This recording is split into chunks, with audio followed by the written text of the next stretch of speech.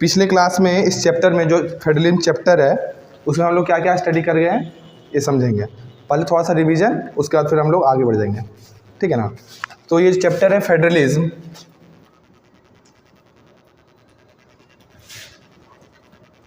Federalism सबसे पहले इसमें हम लोग एक चीज़ जाने थे, इसका डेफिनेशन।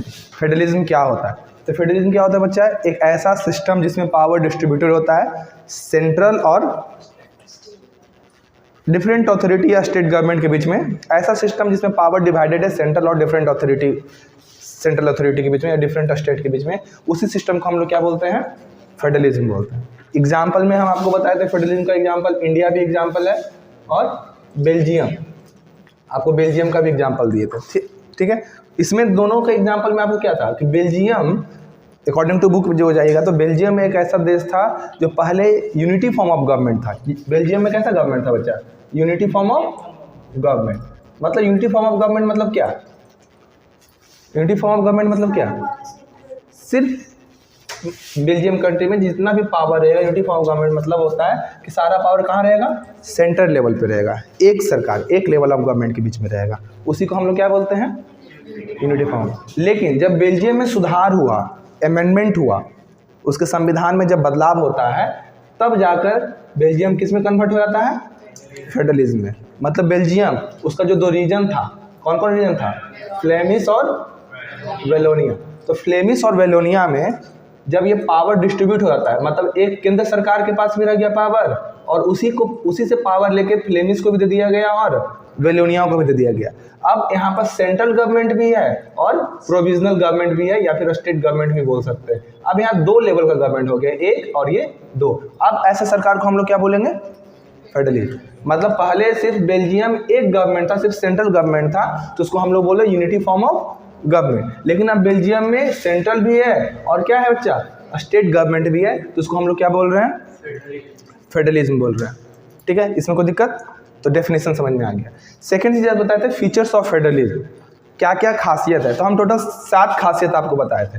पहला खासियत में आपको ये डिस्कस कर चुके हैं, उसको शॉर्ट में रिवीजन कर देते हैं हम लोग। पहला खासियत में ये बताया था आपको कि जो फेडरलिज्म गवर्नमेंट है, वहाँ फेडरलिज्म का खासियत है कि 2 and more than 2 level of government, 2 या 2 से ज़्यादा, 2 and more than 2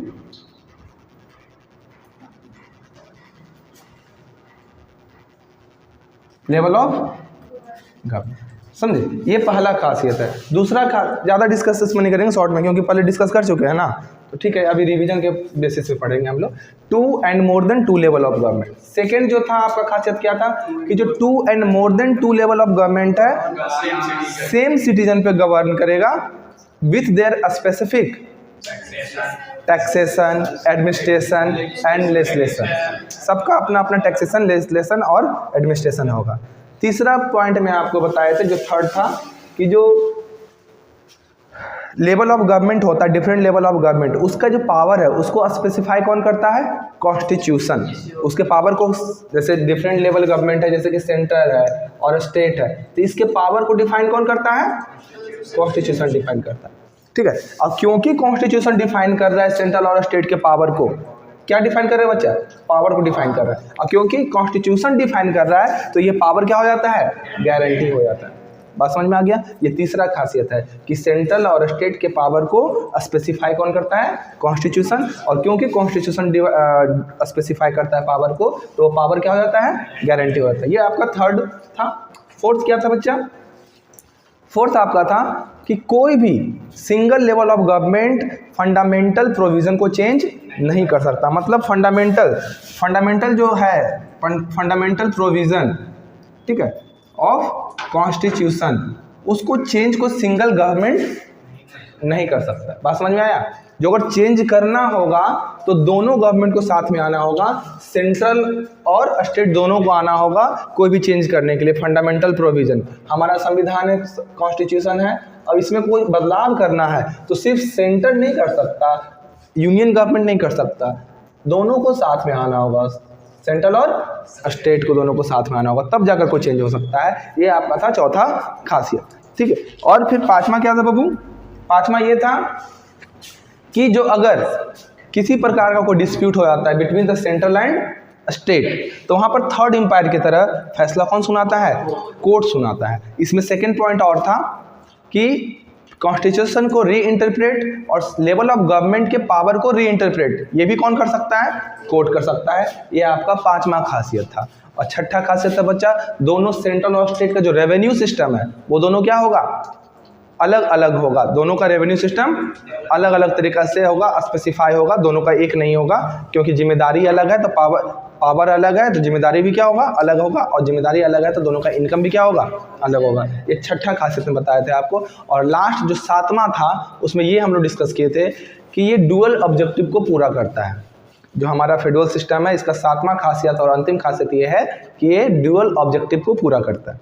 dual objective को पूरा करता है मतलब एक पहला ऑब्जेक्टिव क्या है? ये नेशनल यूनिटी को बढ़ावा देता है, नेशनल यूनिटी को बढ़ाने का काम करता है, उसको इन्हांस करता है। उसके साथ में ही रीजनल डाइवर्सिटी को भी बढ़ाता है। राष्ट्रीय एकता पे ध्यान देता ही है, और राष्ट्रीय एकता के साथ में किस पे ध्यान देता है बच्चा? Regional diversity. मान लीजिए कि हम भारत की बात करते हैं, राष्ट्रीय एकता हो गया कि भारत सब एक है, लेकिन जहाँ पर हम लोग भारत सब एक की बात करते हैं, बोलते हैं कश्मीर से कन्याकुमारी तक भारत एक है, वहीं पर हम लोग ये भी बात करते हैं कि बिहार का अपना संस्कृति है, यूपी का अपना संस्कृति है, जम्मू कश्मीर का अपना संस्कृति है, कर्नाटका का अपना है, मराठा का अपना है। तो इस चीज़ पे भी फोकस रखते हैं। मतलब एक साथ ड्यूअल ऑब्जेक्टिव, पहला नेशनल यूनिटी को भी बढ़ावा देना और दूसरा रीजनल डाइवर्सिटी को भी बढ़ावा देना। ये समझ में आ गया? तो 7 फीचर्स। उसके बाद मैंने बताया था, एक चीज़ और बताया था आप लोग को कि ये जो फेडरलिज्म है, ये फेडरलिज्म प्रैक्टिस कैसे होता है, कैसे प्रैक्टिस होगा। तो फेडरलिज्म को प्रैक्टिस करने के लिए 2 एस्पेक्ट चाहिए। कितने एस्पेक्ट चाहिए? इसको प्रैक्टिस करने के लिए 2 एस्पेक्ट चाहिए। पहला म्यूचुअल ट्रस्ट। क्या होता है बच्चा? म्यूचुअल ट्रस्ट होता है। और सेकंड क्या होता है? Agreement for living together. ठीक है ना? एग्रीमेंट फॉर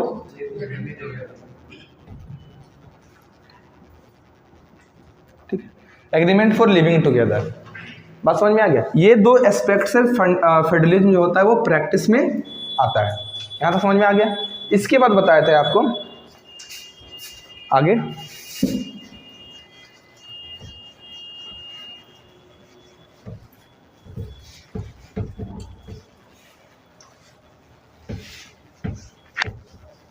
देखिए, इसके बाद था कि जो फेडरलिज्म है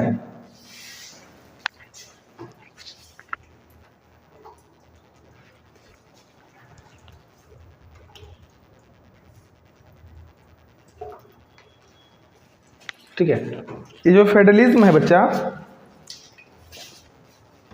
इसमें क्या होता है?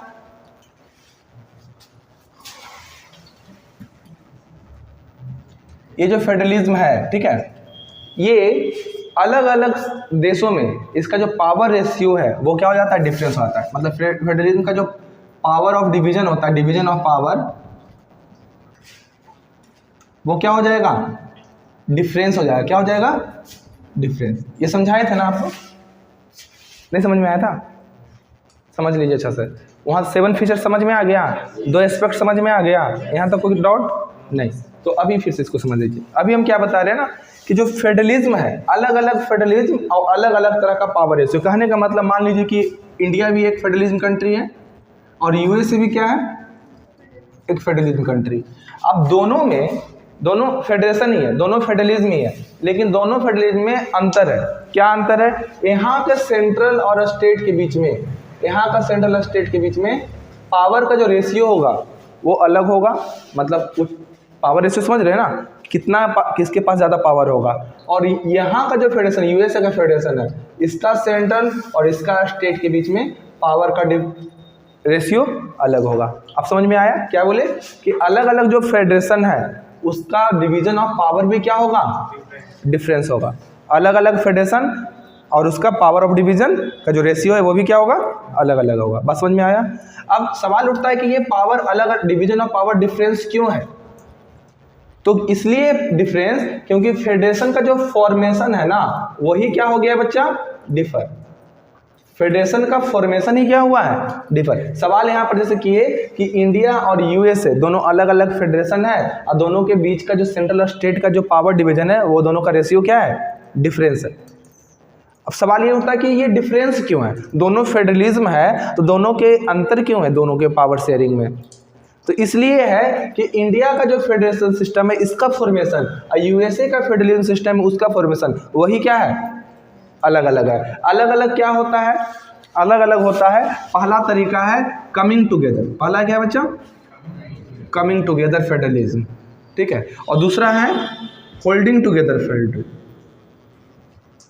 होल्डिंग टुगेदर फेडरलिज्म, ठीक है। एक है कमिंग टुगेदर और दूसरा है होल्डिंग। कमिंग टुगेदर में आपका एग्जांपल हो गया यूएसए और होल्डिंग टुगेदर में हो गया एग्जांपल आपका इंडिया हो गया, बेल्जियम हो गया, स्वीडन हो गया। इसमें यूएस हो जाएगा, ऑस्ट्रेलिया हो जाएगा और स्विट्जरलैंड हो जाएगा, और इसमें इंडिया, बेल्जियम हो जाएगा और स्वीडन हो जाएगा, ठीक है ना। तो ये कमिंग टुगेदर और ये होल्डिंग टुगेदर ये फॉर्मेशन का आधार है, फॉर्मेशन का बेस है। बात समझ में आया, किसका फॉर्मेशन का बेस है, फेडरलिज्म का फॉर्मेशन का बेस है। यही अलग हो गया, इसलिए फेडरलिज्म का डिवीजन ऑफ पावर क्या हो जाता है, डिफरेंस हो जाता है।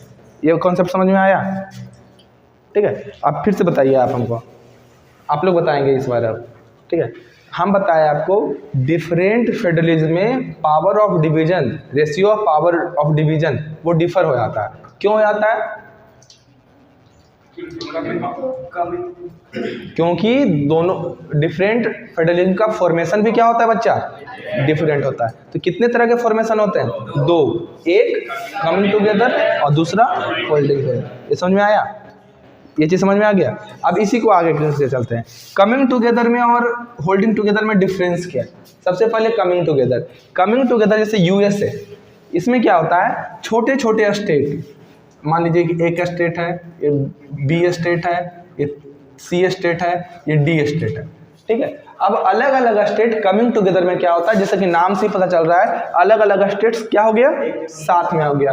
अब ये सारा बाउंड्री खत्म हो गया, ये एक देश बन गया। अलग अलग था, साथ में मिल गया, अब क्या हो गया, एक। जैसे कि नाम से पता चल रहा है United state of, United state, एक का स्टेट हो गया, यूनाइट हो गया, और क्या बन गया, अमेरिका बन गया, यूनाइटेड स्टेट ऑफ अमेरिका, ठीक है। तो यहाँ पर अलग अलग था, एक हो गया, यूनाइटेड स्टेट ऑफ अमेरिका बन गया। ये हो गया क्या आपका कमिंग टुगेदर। समझ में आया कमिंग टुगेदर क्या है, कि छोटे छोटे स्टेट एक साथ आ गए, तो उसको हम लोग क्या बोलते हैं, ठीक है, पहला खासियत। दूसरा खासियत इसमें क्या होता है, यहाँ का जो डिफरेंट अभी स्टेट था, A B C D, 3 state है, मैं बताया हम आपको। तो यहाँ पर जितने सारे स्टेट होंगे, सारे जो स्टेट है ना उसके पास इक्वल पावर होगा। पावर क्या होगा बच्चा, इक्वल होगा। और यहाँ तो स्टेट का तो है ही है अलग अलग सरकार, और सभी मिलाकर एक सेंट्रल गवर्नमेंट भी बनेगा। सब स्टेट का गवर्नमेंट तो था ही, और एक मिलाकर क्या बनेगा, सेंट्रल गवर्नमेंट। तो स्टेट गवर्नमेंट का पावर और सेंट्रल गवर्नमेंट का पावर, ये दोनों में बहुत ज़्यादा डिफरेंस नहीं होगा। जितना पावर स्टेट का उतना ही पावर लगभग सेंट्रल का, या थोड़ा सा ज़्यादा होगा, ज़्यादा बहुत ज़्यादा नहीं होगा। ये किसका खासियत है, होल्डिंग टुगेदर। मान लीजिए कि हम कमिंग टुगेदर का एग्जांपल है, तो कमिंग टुगेदर जैसे मान लीजिए कि अमेरिका, तो अमेरिका का 3 कम से कम एग्जांपल ले लीजिए, जैसे कि टेक्सास, कैलिफोर्निया और वाशिंगटन। कुछ भी एग्जांपल ले लीजिए, जैसे टेक्सास अलग स्टेट है, कैलिफोर्निया अलग स्टेट है, वाशिंगटन स्टेट है या कंफ्यूजन है, कैपिटल है ना। तो ठीक है, मान लीजिए कि कैलिफोर्निया और टेक्सास हम बोले, ठीक है। तो कैलिफोर्निया और टेक्सास दोनों अलग अलग राज्य है। अब दोनों किसका पार्ट है, यूएसए का। तो टेक्सास के पास जितना पावर होगा उतना ही पावर किसके पास होगा, कैलिफोर्निया के पास भी होगा। बात समझ में आ रहा है, जितना पावर टेक्सास के पास उतना ही पावर कैलिफोर्निया के पास। मतलब सारा जो स्टेट होगा उसमें उसके पावर क्या होगा बाबू, इक्वल होगा। और सेंट्रल के पास और स्टेट के पास भी पावर क्या होगा, लगभग सिमिलर ही होगा, इक्वल ही होगा। ये समझ में आ गया कमिंग टुगेदर कैसे बना। तो यहाँ पर पावर रेशियो अलग हो गया ना, क्योंकि फॉर्मेशन ही क्या हुआ है, अलग। होल्डिंग टुगेदर का फॉर्मेशन कैसे होता है, होल्डिंग टुगेदर का फॉर्मेशन होता है बच्चा, जब कोई बड़ा जैसे एक कोई देश है, ठीक है, ये बड़ा देश अपने आप को डिवाइड करता है, अपने आप को छोटे छोटे भाग में क्या कर लेता है, डिवाइड कर लेता है। अब 1 2 3 4 स्टेट बन गया, था एक देश और वो अपने आप को डिवाइड करके क्या कर दिया, 4 बना दिया। इसको हम एग्जांपल लेते हैं होल्डिंग टुगेदर। यहाँ पर क्या था, छोटे छोटे एक साथ आ गए, यहाँ एक था वो अपने आप को क्या कर लिया, डिवाइड कर दिया।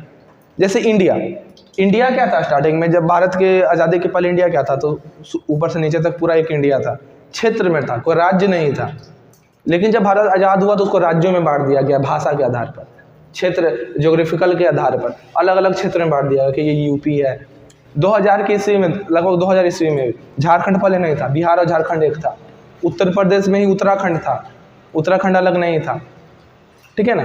तो ये सब राज्य बाद में बना, तो किसके आधार पर बना, ऐसे बिहार और झारखंड 2000 ईस्वी तक एक था, मतलब 1999 में झारखंड कोई अस्तित्व में नहीं है, लेकिन बाद में उसको अलग बांट दिया गया, मतलब ताकि अच्छे से हम शासन कर पाएँ। एक बड़ा देश अपने आप को बांट देता है तो उसी को हम लोग बोलते हैं होल्डिंग टुगेदर फेडरलिज्म। इसमें क्या होता है बच्चा, इसमें जैसे बोले कि सारा स्टेट का इक्वल पावर है, इसमें सारा स्टेट का इक्वल पावर नहीं होता है, इसमें सारा स्टेट का इक्वल पावर नहीं होगा। जैसे कि एग्जाम्पल, एक स्टेट है हमारा बिहार भी, और एक स्टेट है हमारा,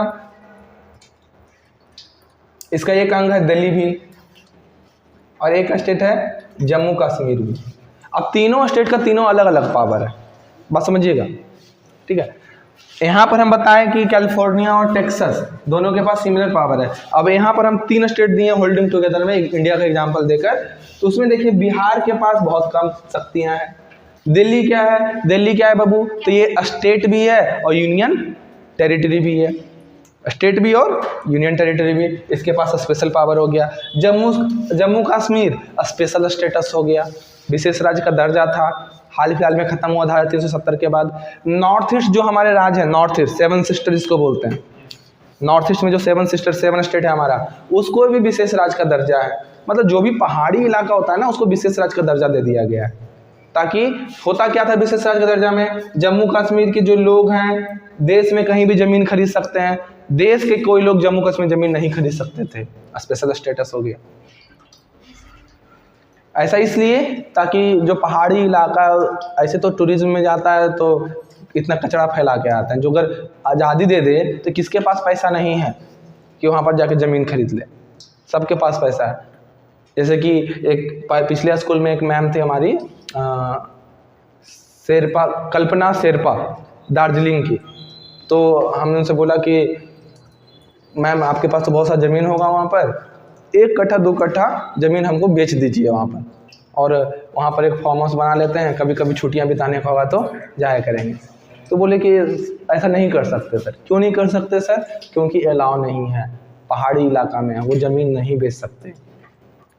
क्योंकि जो अगर ज़मीन बेचने का रहेगा तो पूरा पहाड़ गंदा हो जाएगा, पूरा आबादी, पूरा नेचुरल बर्बाद हो जाएगा, इसलिए उसको स्पेशल स्टेटस दे दिया गया ताकि वहाँ भीड़ ना बढ़े। आप घूमने तो जाएं लेकिन वहाँ पर बस नहीं सकते, वहाँ पर आप रह नहीं सकते, रेसिडेंस नहीं बना सकते, तो ये स्पेशल स्टेटस हो गया। इससे क्या पता चलता है बच्चा कि यहाँ जो स्टेट है, अलग अलग जो यूनिट है उसको अलग अलग पावर है, इक्वल पावर नहीं है, किसी को ज़्यादा है तो किसी को कम है। और यहाँ पर क्या देखे थे, इक्वल। यहाँ बताया कि सेंट्रल और स्टेट में भी ज़्यादा डिफरेंस नहीं है, लेकिन यहाँ पर सबसे ज़्यादा पावरफुल कौन होता है?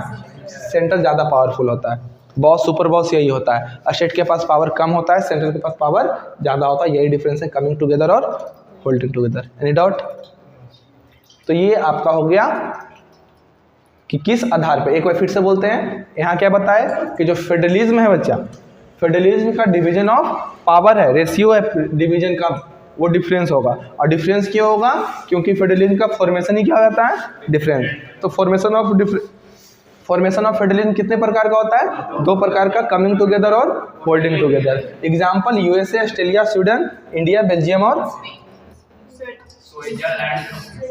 इसमें स्विट्जरलैंड है ना, इसमें स्वीडन था ना, हाँ, तो ये स्वीडन हो गया, ठीक है। तो ये होल्डिंग टुगेदर। कमिंग टुगेदर का फॉर्मेशन कैसे होता है? तो एक छोटा स्टेट एक साथ आ जाते हैं, मर्ज कर जाते हैं, एक कंट्री के रूप में आते हैं, तो वहाँ वो फेडरलिज्म बन गया।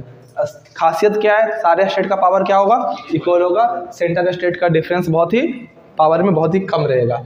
होल्डिंग टुगेदर में क्या होता है? एक बड़ा कंट्री अपने एरिया को डिस्ट्रीब्यूट कर देता है, डिवाइड कर देता है, पावर को डिवाइड कर देता है छोटे छोटे भागों में। जैसे कि एग्जांपल कौन हो गया बाबू? इंडिया। यहाँ पर क्या होता है? पावर जो होता है स्टेट के बीच में इक्वल नहीं होता, किसी के पास ज़्यादा तो किसी के पास कम रहेगा, और सेंट्रल यहाँ पर ज़्यादा पावरफुल होता है, ठीक है। Any more doubt? कोई दिक्कत? चलिए अब हम लोग आगे बढ़ते हैं।